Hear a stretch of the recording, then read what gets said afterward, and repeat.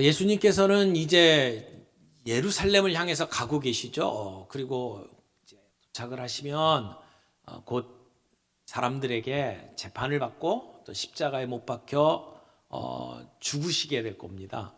그러니까 시간이 얼마 남지 않았습니다.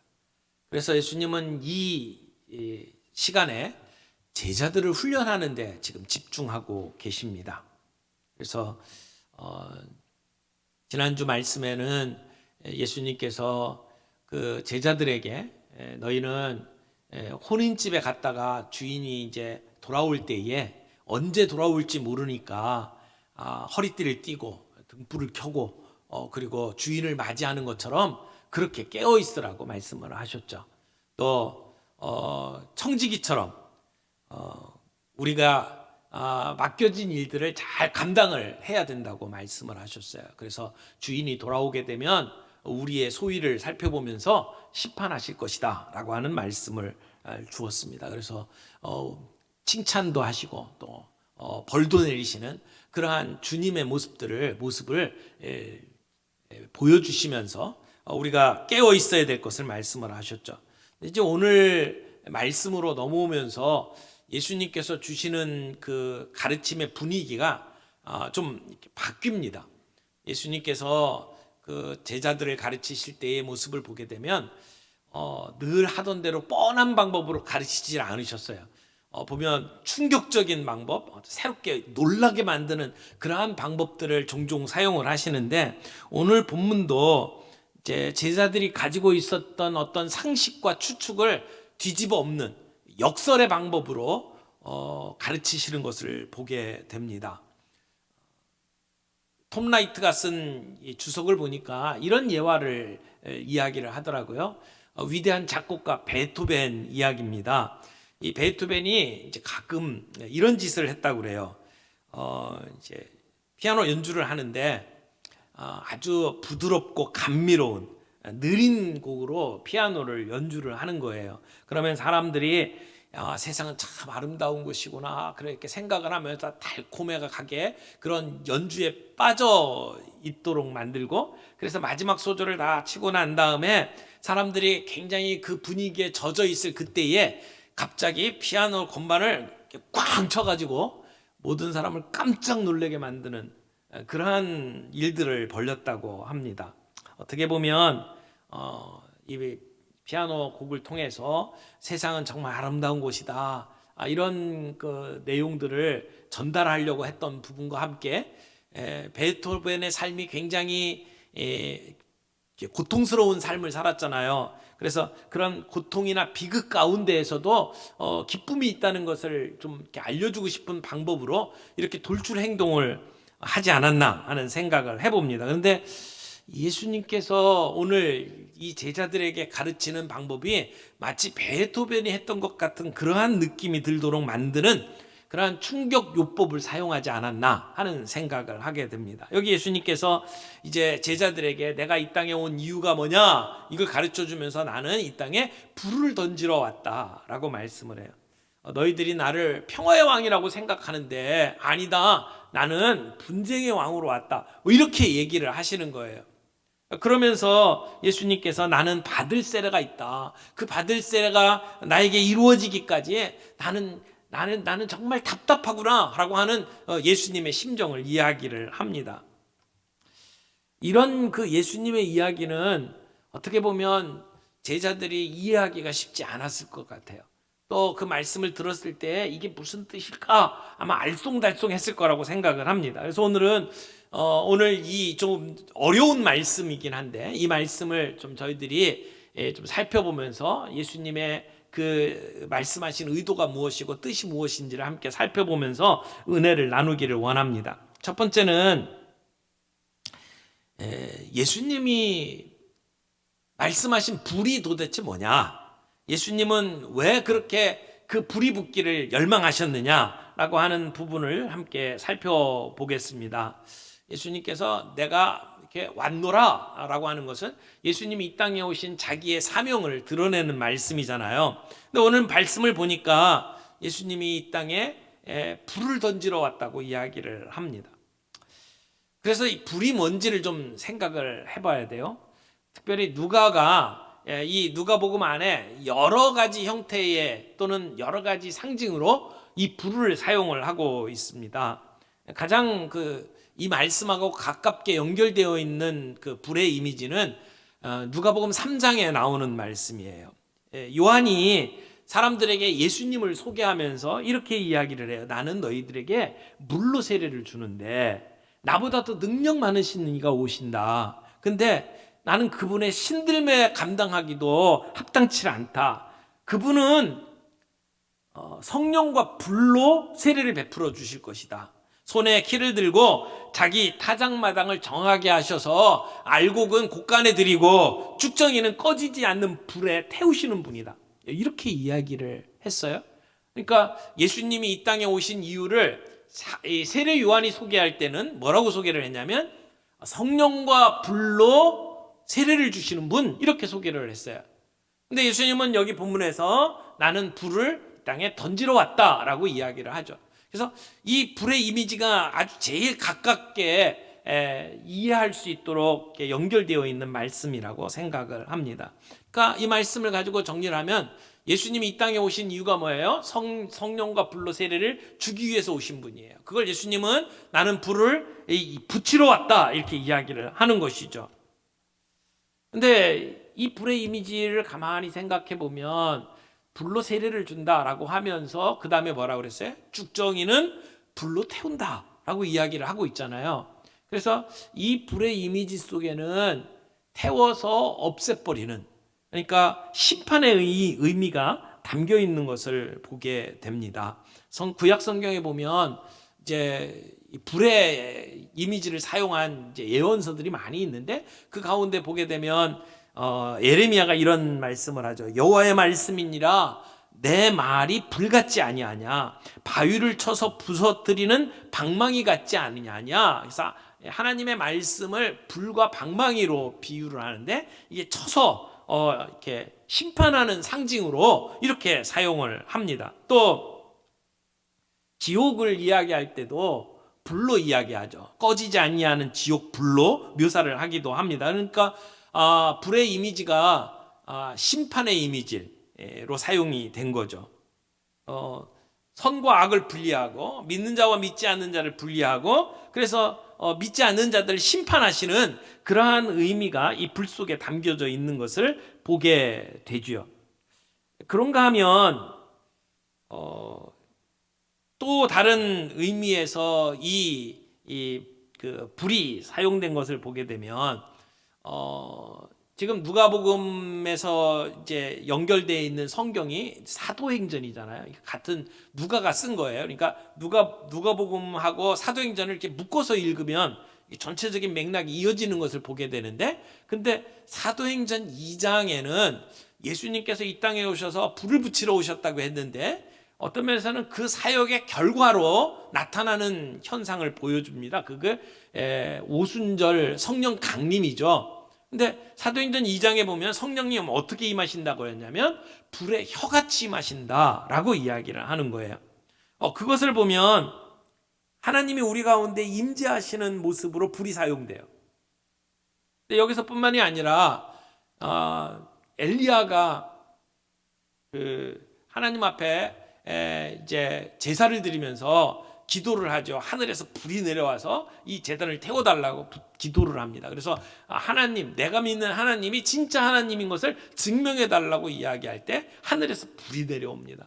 그러니까 하나님 살아계신 것을 증명하는 모습으로, 또는 하나님의 임재를 보여주는 불로 사용이 되죠. 모세를 만날 때에도 마찬가지예요. 하나님께서 그 호렙산에서 가시덤불에 불이 붙도록 만들었어요. 그리고 불타는 가시덤불 속에서 모세를 만나 주시죠. 그러니까 하나님이 우리 가운데 능력으로 임하시는 모습이 불로 사용되기도 합니다. 그러니까 사도행전 2장에 그 120문도가 함께 기도할 때 하늘로부터 불의 혀같이 임하시는 것은 그 불이 하나님의 임재를 의미하는 것이고, 천상의 불이 이 땅에 강림하는 것으로 표현이 된 것으로 말할 수가 있습니다. 오늘도 이렇게 응답해 주시는 하나님의 불이 우리가 함께 예배드리고 기도하고 찬양할 때 우리 가운데 임할 수 있기를 바랍니다. 이렇게 보면 이제 지금 예수님께서 성령과 불로 세례를 베풀고 불을 붙이러 왔다라고 할 때에 이 불의 의미를 이렇게 정리를 하면서 이중적인 의미가 있다라고 정리를 할 수가 있어요. 이게 저만의 그 해석이 아니고 많은 성경학자들이 그렇게 정리를 합니다.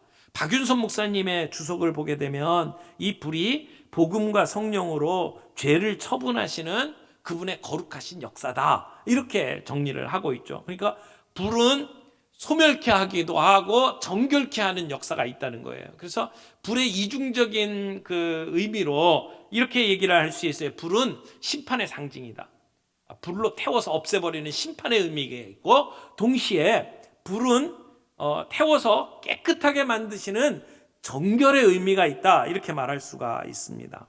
그러니까 불이 우리에게 강력하게 임할 때, 예수님께서 이 땅에 오셔서 사역을 하실 때는 우리 사람들에겐 두 가지 의미로 늘 다가올 수 있다는 거예요. 한쪽에서는 믿지 아니하는 자들, 거부하는 자들에게는 심판으로 다가오시고, 그 예수 그리스도를 영접하고 받아들이는 자들에게는 우리의 죄를 깨끗하게 하시며 우리를 구원하시는 역사로 다가오게 된다는 것이죠. 그래서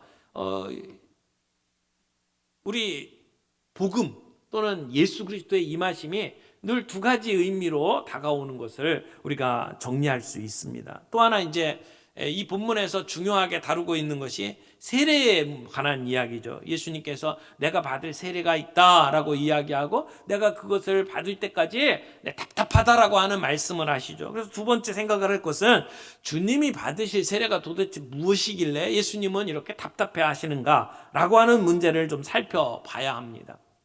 먼저 세례를 좀 생각해 보죠. 세례가 뭡니까? 우리가 절기마다 세례식을 베풉니다. 그때 베푸는 세례의 의미는 뭐죠? 세례는 가장 중요한 그 기본적인 의미가 죽음을 포함하고 있습니다. 죽음의 의미가 있어요. 고린도전서 10장 이제 1절과 2절에 보면 사도 바울이 이렇게 이야기를 해요. 우리 조상들이 다 구름 아래 있고 바다 가운데로 지나며 모세에게 속하여 다 구름과 바다에서 세례를 받고, 바다에서 세례를 받았대요. 그 바다가 어떤 바다예요? 홍해 바다죠. 이스라엘 백성들이 애굽의 포로로 끌려가 있다가 이제 해방됐습니다. 그래서 가나안을 향해서 갑니다. 그런데 처음에 바로가 이스라엘 백성들을 가도록 했다가 이게 아니구나 생각을 하고 그 이스라엘 백성들을 다시 잡아오도록 애국 군대를 보내죠. 그래서 이스라엘 백성들이 이제 탈출을 하는데 앞에는 홍해 바다가 가려져 있고, 그리고 뒤에는 애국 군대가 쫓아옵니다. 그때 하나님께서는 바다를 가르셨죠. 그래서 이스라엘 백성들이 그 바다를 마른 땅과 같이 건너게 만드셨어요. 근데 그 홍해 바다를 건넌 것을 사도 바울은 뭐라고 표현했냐면 바다에서 세례를 받았다, 이렇게 표현을 하는 거죠. 이 세례의 의미는 뭡니까? 애굽의 노예로 생활하던 이스라엘 백성들이 바다에서 죽었다는 거예요. 죽은 거예요. 그리고 하나님의 새로운 백성으로, 하나님을 예배하는 백성으로 이제 다시 살아난 것을 의미하는 거예요. 우리가 세례를 받을 때에 보통 이제 우리는 약식으로 머리에 물을 뿌리지만, 그러나 진짜 세례의 의미는 물속에 들어가는 거잖아요. 침례라고 하잖아요. 물속에 들어갑니다. 우리가 물속에 들어갈 때는 수장당하는 거예요. 죽는 거예요. 그리고 물속에서 일어날 때 우리는 새로운 피조물이 된 것을 이야기하는 거죠. 그것을 상징하는 것이 세례라고 말할 수가 있습니다. 그래서 사도 바울이 골로새서 2장 12절에도 뭐라고 이야기를 하냐면, 너희가 세례로 그리스도와 함께 장사한 바 되고, 그러니까 세례는 예수 그리스도와 함께 죽는 거다라고 가르쳐 주고 있습니다. 근데 예수님은 내가 받을 세례가 있다는 거예요. 그것을 이루기까지 나의 답답함이 어떠하겠느냐라고 말씀을 하셔요. 그러면 예수님이 받으시는 세례는 지금 우리가 함께 행하고 있는 세례하고는 다른 의미의 세례구나라고 하는 것을 우리가 이해할 수 있죠. 예수님은 공생애를 시작하기 전에 세례 요한에게 가서 물로 세례를 받았어요. 그러니까 예수님은 이미 세례를 받았기 때문에 지금 말씀하신 내가 받을 세례는 물 세례는 아니에요. 또한 예수님께서 성령이 충만한 가운데에서 공생애를 시작을 하셨어요. 그러니까 성령 충만을 의미하는 성령 세례도 아니에요. 그러면 예수님이 지금 받겠다고 하시는 이 세례는 성령 세례도 아니고 물 세례도 아니에요. 그렇다면 예수님의 이 세례는 무슨 세례일까요? 이걸 이해하려면 마가복음 10장을 좀 가서 봐야 돼요. 마가복음 10장에 가면 이제 세베대의 아들 야고보와 요한이 예수님 앞에 나옵니다. 그리고 예수님께 이렇게 이야기해요. 예수님, 우리가 원하는 바를 들어주세요 라고 이야기를 합니다. 그러니까 예수님이 뭘 원하는데? 라고 물어봤더니 이 두 형제가 이렇게 얘기합니다. 예수님 영광 중에, 그러니까 예수님 나중에 메시아로 등극하면 우리 형제를 하나는 우편에 하나는 좌편에 앉아주십시오. 이렇게 이야기를 하는 거예요. 그때 예수님이 뭐라고 얘기를 했냐면, 너희가 구하는 걸 너희가 알지 못하는도다. 너희가 나의 마시는 잔을 마시며 나의 받는 세례를 받을 수 있느냐? 예수님이 마시는 잔, 예수님이 받는 세례를 너희들이 함께 할 수 있느냐라고 예수님이 물어보십니다. 그랬더니 뭔지도 모르고 이 두 사람이 예, 할 수 있습니다. 그랬더니 예수님 그렇게 말씀하셔요. 너희가 나의 마시는 잔을 마실 거다. 너희가 나의 받는 세례를 받을 거다. 이렇게 얘기를 하거든요. 근데 여기서 말하는 세례는 어떤 거예요? 예수님 곧 당하실 고난, 예수님이 십자가에서 죽음 당하실 것을 얘기하는 거거든요. 그러니까 이 본문 안에서 예수님께서 고난 당하시고 죽으심을 세례라고 표현을 하고 있죠. 그러니까 지금 예수님께서 내가 받을 세례라고 하는 것을 이야기할 때는 지금 이 세례는 고난을 당하시고 십자가에서 죽으실 것을 말씀하시는 것으로 보는 것이 합당하다고 생각을 합니다. 예수님은 자신의 사명을 너무나도 분명히 알고 계신 분이에요. 예수님은 죽기 위해서 오신 분이잖아요. 그리고 곧 지금 예루살렘을 향해서 가고 있고 예수님은 고난을 당하시고 십자가에 죽으실 것을 알고 계셨어요. 그럼에도 불구하고 그 길을 묵묵히 걸어가시는 것이 예수님의 모습이죠. 그러면 세 번째 우리가 좀 살펴볼 게 있습니다. 예수님이 화평을 주러 오신 줄 알고 있는 제자들에게 화평이 아니라 분쟁을 일으키러 오셨다라고 이야기를 해요. 그럼 분쟁은 도대체 뭘까요? 여기서 말하는 분쟁을 일으킨다는 게 무슨 말일까요? 51절에 보니까 내가 세상에 화평을 주러 온 줄로 아느냐? 내가 너에게 이르노니 아니라 도리어 분쟁하게 하려 함이로다 라고 말씀을 하셔요. 그리고는 한 집에 5사람이 있어 분쟁하라는데 셋과 둘이 셋이 분쟁한다고 했고요. 아버지와 아들, 아들과 아버지, 어머니와 딸과 딸과 어머니, 그리고 시어머니와 며느리, 며느리와 시어머니가 분쟁하리라 라고 말씀을 하셨어요. 여러분, 예수님은 평화를 위해서 오신 분일까요? 분쟁을 위해서 오신 분일까요? 지금 제자들은 예수님이 화평을 주러 오셨다고 생각을 하고 있는데 예수님은 아니래요. 그러면 모순이 되잖아요. 이게 도대체 무슨 말이에요? 예수님이 평화를 위해서 이 땅에 오셨다는 것은 맞는 말이에요. 여러분, 예수님이 오실 때, 크리스마스 때 천사들이 목자들에게 들려줬던 그 소식을 들었잖아요. 뭐라고 그랬어요? 지극히 높은 곳에서는 하나님께 영광이요, 땅에서는 하나님의 기뻐하신 사람들 중에 평화로다. 평화라고 이야기를 하잖아요. 예수님은 이 땅에 평화로 오셨다고 천사들이 가르쳐 주었어요. 예수님을 예언하는 선지자들도 예수님이 평화의 왕이라고 소개를 합니다. 이사야서에 보게 되면 예수님의 이름을 이렇게 얘기합니다. 기묘자라, 모사라, 전능하신 하나님이라, 영존하시는 아버지라. 그 다음에 뭐라고 했어요? 평강의 왕이라. 이렇게 얘기를 한단 말이에요.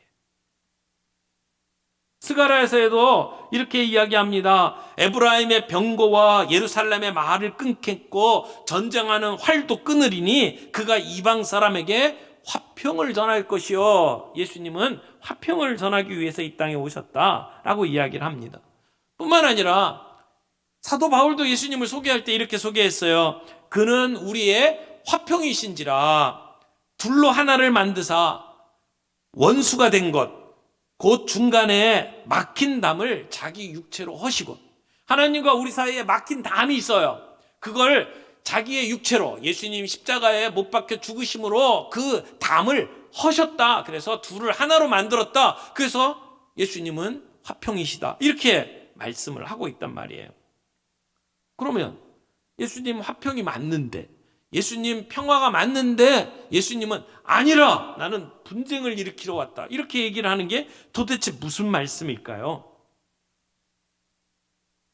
예수님은 왜 집안을 파탄내지 못해서 이렇게 안달일까요? 이 말의 의미를 우리가 정확하게 이해하는 것이 필요해요. 자, 여기 예수님께서 분쟁을 일으키러 왔다라고 하는 말씀을 이해를 하려면 전 두 가지 측면에서 이해가 가능하다고 생각을 하는데, 하나는 미가서와 연결을 시켜서 생각해야 될 것이 있어요. 예수님이 지금 이야기한 이 본문의 말씀, 여기에 아버지와 아들과 딸과 어머니가, 그리고 며느리와 시어머니가 이렇게 분쟁한다라고 하는 이야기는 미가서에 있는 말씀을 예수님이 인용하신 거예요. 미가서 7장 6절에 이런 말씀이 있어요.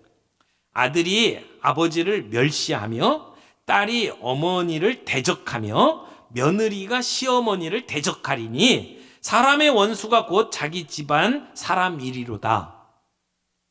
그러니까 지금 미가서에 나와 있는 말씀을 예수님이 인용을 하면서 이렇게 말씀을 하셔요. 그러니까 성경에 지식이 있는 유대인들은 예수님의 이 말씀을 들을 때에 미가가 했던 얘기를 하는구나 라고 알았을 거예요.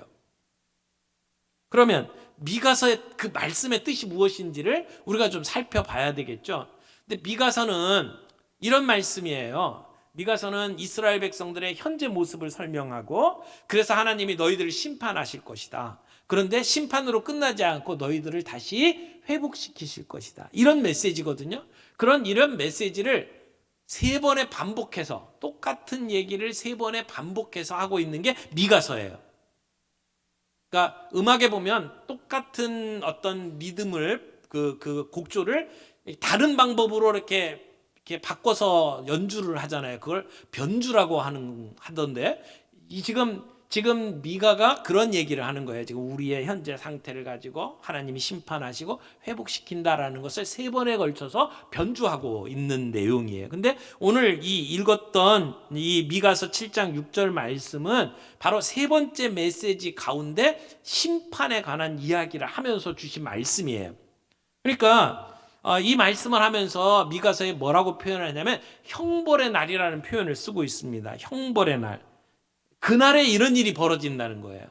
그러니까 다른 말로 이야기하면 말세가 되면, 끝나는 때가 되면, 그러면 너희들 안에 이런 일들이 벌어질 거다라고 미가가 이야기를 하는 거죠. 근데 예수님이 그 이야기를 따서 지금이 바로 그때다라고 표현하는 것으로 보여요. 그러니까 지금이 종말이라는 거죠. 예수님이 심판하실 때가 왔다는 것이죠. 그러니까 예수님이 이 땅에 오신 것으로, 예수님이 처음 이 땅에 오신 것을 우리가 이제 보통 성탄절, 크리스마스 이렇게 얘기하잖아요. 그것을 좀 어려운 말로 초림이라고 표현하죠. 예수님의 초림. 그리고 언젠가 예수님 다시 오실 거예요. 그 예수님이 다시 오시는 걸 뭐라고 그러죠? 재림. 우리는 이 예수님의 초림과 예수님의 재림 사이에 살아가는 사람이에요. 우리 교회가 대림이잖아요. 대는 기대하는 거예요. 대림. 예수님의 다시 오시는 것을 기다리는 교회다. 이렇게 생각하시면 좋을 것 같아요. 우리는 초림을 이미 역사를 통해서 경험한 사람이고 예수님의 다시 오신 재림을 기다리는 사람들이에요. 오늘 이 시간이 어떤 때냐? 종말이라고 표현을 하는 거예요. 마지막 때예요. 예수님이 이 땅에 오심으로 말미암아 이제 심판의 때가 왔다라고 예수님이 지금 설명을 하고 있다라는 것이죠. 그런데 그때 어떤 일들이 벌어지는지를 이야기를 해요. 여러분, 예수님은 화평을 주러 오신 분이에요. 그러나 동시에 우리에게 분열을 갖다 주시는 분이에요. 그러니까 예수님이 평화를 주기 위해서 왔냐, 분쟁을 주기 위해서 왔냐라고 질문하면 둘 다 이렇게 얘기를 할 수가 있어요. 관점에 따라서 다를 수 있기 때문에 그렇죠. 예수님은요, 결과적으로는 우리에게 구원의 역사를 이루기 위해서 오셨어요. 하나님과 우리를 화평하게 하기 위해서 이 땅에 오셨죠. 그런 의미에서 예수님은 평화의 왕이에요. 화평을 주러 이 땅에 오셨어요. 그러나 안타깝게도 어떤 사람들은 그 예수님의 오심을 거부해요. 예수님과 그 메시지를 받아들이질 않아요. 하나님과 화해하기를 거부해요. 진리가 우리 앞에 비칠 때 사람들이 하나가 되지 않습니다. 진리가 드러나게 되면 사람들이 둘로 나뉘어요. 진리를 받아들이고 그 진리 앞에서 나를 보고 회개하는 사람들이 있고, 귀를 막고 죽어라고 대드는 사람들이 있어요. 사도행전 6장에 보면 스데반이 이 유대인들 앞에서 설교를 합니다. 스데반이 굉장히 성경 실력이 뛰어났던 사람이에요. 그가 구약 성경 이야기를 쭉 풀어갑니다. 그래서 너희가 예언된 그 메시아를 죽였다라고 하는 이 메시지를 전하는데 조목조목 맞는 얘기를 하는 거예요. 구약에 예언된 얘기를 하나 풀어가면서 설명을 합니다. 근데 그 자리에 서 있던 유대인들이 어떻게 반응을 합니까? 진리가 비춰지면 그 진리 앞에 나를 보고 회개해야 되는데 그들은 회개하지 않았어요. 귀를 막고 소리를 지르면서 돌을 들어 스데반을 쳐 죽이고 맙니다. 그러니까 진리 앞에 사람들이 반응이 갈린다는 이야기죠. 진리는 사람들을 화합하게 만들지를 않습니다. 그러니까 예수님께서 이 땅에 오셔서 우리를 위해서 하신 일, 십자가에서 죽으심으로 말미암아 우리의 죄를 다 떠안고 하나님의 심판을 받아, 하나님의 저주를 받아 죽으신 것, 그것이 모든 사람에게 동일하게 받아들여지지 않는다는 거예요. 어떤 사람은 그 앞에 그 메시지를 받아들이고 나 예수님 앞에 돌아갑니다. 회개함으로 말미암아 그 예수님의 십자가가 우리의 죄를 회개하게 만드는, 우리의 죄를 사해 주시는 그런 정결의 의미로 우리에게 다가오지만, 그러나 어떤 사람들은 그걸 거부해요. 그들에게는 그 십자가는 심판의 십자가가 될 거예요. 그런데 예수님께서 이 일이 어디에서 일어난다는 거예요? 너희 가족들에게 일어난다는 거예요. 가정 안에 일어난다고 이야기를 합니다. 예수를 믿게 되면 처음 우리 가문 가운데 아무도 믿지 않는 가운데 내가 예수를 처음 믿었다. 그러면 환영받지 않습니다. 힘들어요. 사람들이 반대합니다. 그러니까 복음의 메시지를 이해를 못하는 거죠. 그리고 네가 예수를 믿으면 그러면 한 집안에 두 종교가 되면 집안에 분란이 일어난다. 못 믿게 해요. 분쟁이 일어나는 것이죠. 내가 진리 앞에 섰을 때 그 진리를 받아들이고 믿느냐 안 믿느냐는 너무나 근본적인 선택이기 때문에 사랑하는 가족이라 할지라도 똑같은 선택을 하지 않을 수 있다는 것을 예수님께서 이야기를 하는 것이죠. 그래서 이 십자가의 제안이 우리에게 딱 이렇게 주어질 때 사람들은 선택의 갈림길에 설 수밖에 없어요. 예수님이 우리에게 다가오실 때에 예수님의 존재 자체는 우리들로 하여금 선택의 기로에 서게 만든다는 겁니다. 그리고 선택에 따라서 우리 사이에 분열이 있을 수밖에 없다는 것을 예수님께서 말씀을 하는 것이죠. 그러나 이 분열은, 이 분쟁은 영원한 게 아니에요.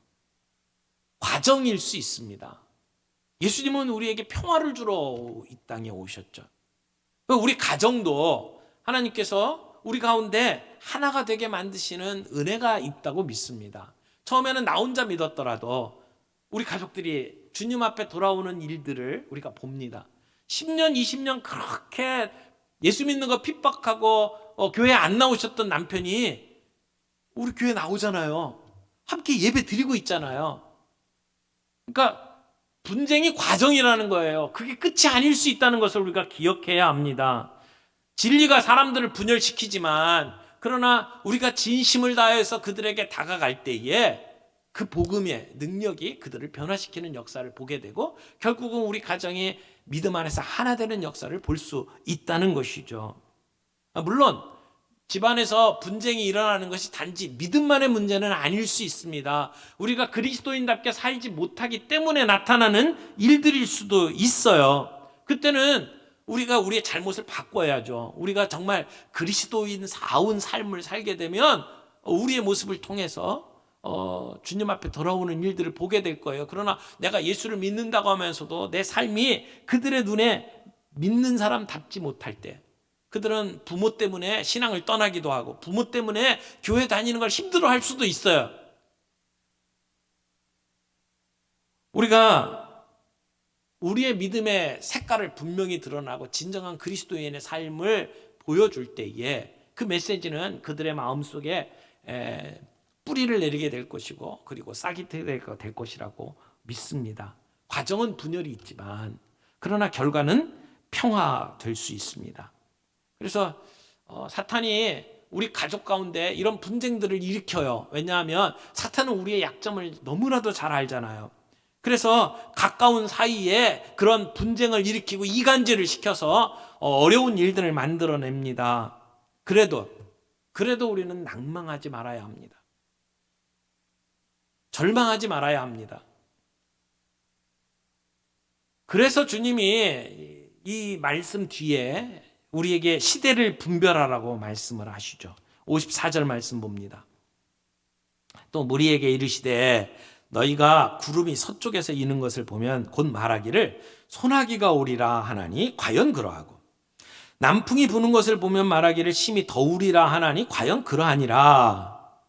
외식하는 자여 너희가 천지의 기상은 분간할 줄 알면서 어찌 이 시대는 분간하지 못하느냐. 이 시대가 어떤 시대예요?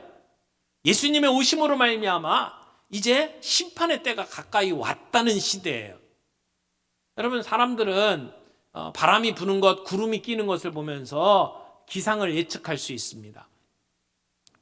이스라엘 지형을 보게 되면 이스라엘의 저쪽 서쪽에는 뭐가 있어요? 지중해가 있어요. 바다가 있어요. 그리고 이제 해안선을 따라서 올라오게 되면 이렇게 고지대로 올라갑니다.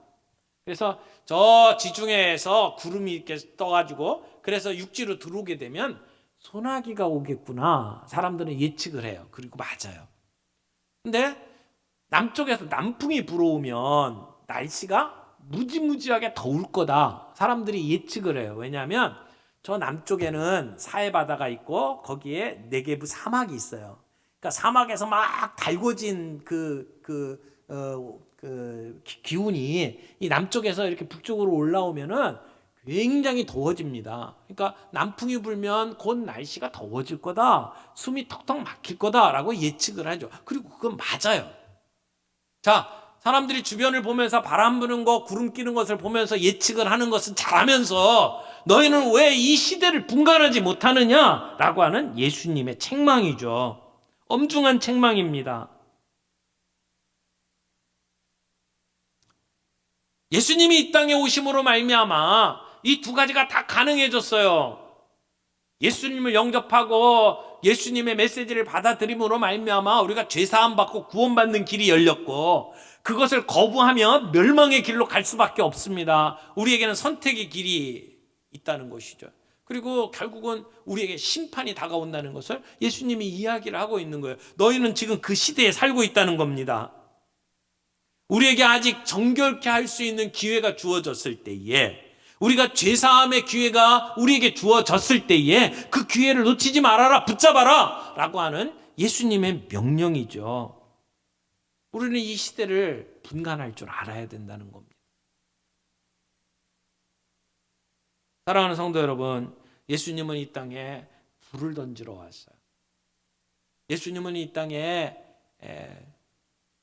성령과 불로 세례를 주기 위해서 오셨어요. 예수님에게 다가오는 세례가 있었다고 했잖아요. 그분의 고난과 죽으심을 눈앞에 두고도 예수님은 지금 이 길을 걸어가시는 거예요. 그러면서 예수님이 우리에게 주시는 메시지는 결국 선택의 기로에 서도록 만든다는 겁니다. 우리로 하여금 나눌 겁니다. 믿는 사람하고 안 믿는 사람하고. 그 결과는 너무나 분명할 겁니다. 사랑하는 우리 가족이라 할지라도 우리는 그 선택의 기로 앞에 설 수밖에 없다는 것을 예수님은 이야기를 하는 거죠. 여러분, 이 심판의 때 예수님의 초림과 재림 사이에 우리 종말의 신앙을 가지고 예수님 다시 오시는 것을 기다리면서 살아가는 우리의 시대에 우리는 이 기회를 놓치면 안 됩니다. 분쟁을 두려워해서 복음 증거하는 일을 포기해서는 안 됩니다. 분쟁은 과정이고 주님이 우리들에게 영원한 생명을 주심으로 우리가 평화를 누릴 수 있다라고 하는 그 끝을 바라보면서 우리는 이 가족들 복음화를 포기하면 안 된다라고 하는 것이죠. 오늘 이 시대를 분별하면서 우리가 깨어 있어야 합니다. 우리의 사랑하는 가족들을 향해서 우리는 이 복음의 메시지를 분명하게 전할 필요가 있습니다. 아직 기회가 있을 때, 깨끗함을 얻을 수 있는 기회가 있을 때, 그리고 심판을 면할 기회가 있을 때, 그 심판 피하고 죄사함을 얻을 수 있는 선택할 수 있도록 주님이 우리를 도구로 사용하실 겁니다. 그런 일에 쓰임 받을 수 있기를 바랍니다. 우리가 오늘 예배 첫 시간에 찬양하면서 물 위에 생명줄 던지어라. 누가 저 형제를 구원하랴. 우리의 가까운 형제이니 이 생명줄 그 누가 던지려나. 생명줄 던져, 생명줄 던져. 물속에 빠져간다. 생명줄 던져, 생명줄 던져. 지금 곧 던지어라. 우리 찬양했잖아요. 우리가 그런 긴박감을 가지고 그러면서도 포기하지 아니하고 끝까지 이 생명줄을 던지며 살아갈 수 있는 저와 여러분들이 되기를 바랍니다.